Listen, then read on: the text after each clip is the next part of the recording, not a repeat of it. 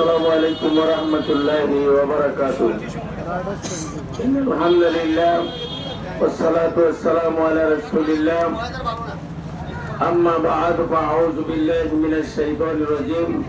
بسم الله الرحمن الرحيم. لما تقولون ما لا تفعلون. صدق الله العظيم.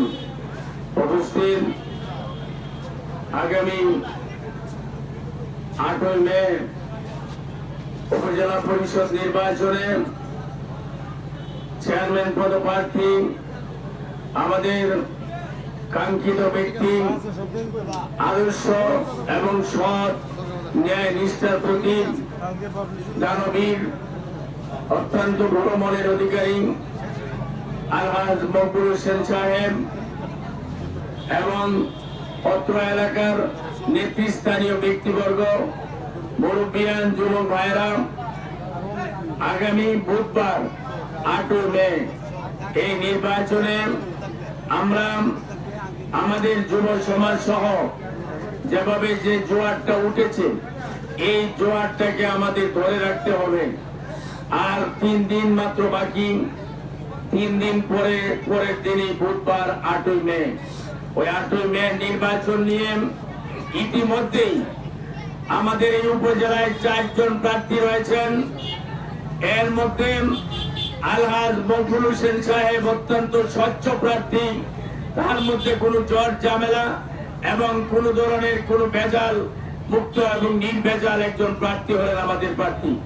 এই প্রার্থী যাতে নির্ভেজাল এবং সৎ নির্বাচন না করতে পারে, এই জন্য কিছু কিছু প্রার্থীদের পিছন থেকে যারা পিছন থেকে করছেন, শক্তি যোগাচ্ছেন, এরকম কিছু শক্তি এই বিভিন্ন জায়গায় এই বিভিন্ন ধরনের সন্ত্রাসমূলক কার্যকলাপ ইতিমধ্যেই চালিয়ে দিয়েছেন। কাজে আমার যুব সমাজ, তোমাদেরকে আজকে এই পরিশ্রমের ফসল বুধবার দিন গড়ে তুলতে হবে। আমি তোমাদেরকে অনুরোধ করে বলবো, শুধু হইচয়ের মধ্যে নির্বাচন সীমাবদ্ধ থাকবে না। আজকে তোমাদেরকে সজাগ থাকতে হবে এবং তোমাদেরকে ঐক্যবদ্ধ থাকতে হবে। তোমাদেরকে তোমাদের শক্তিটা ধরে রাখতে হবে।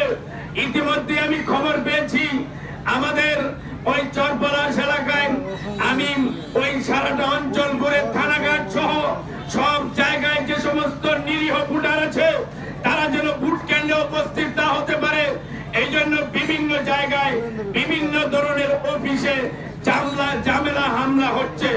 এই সমস্ত হামলাগুলোকে প্রতিরোধ করতে হবে।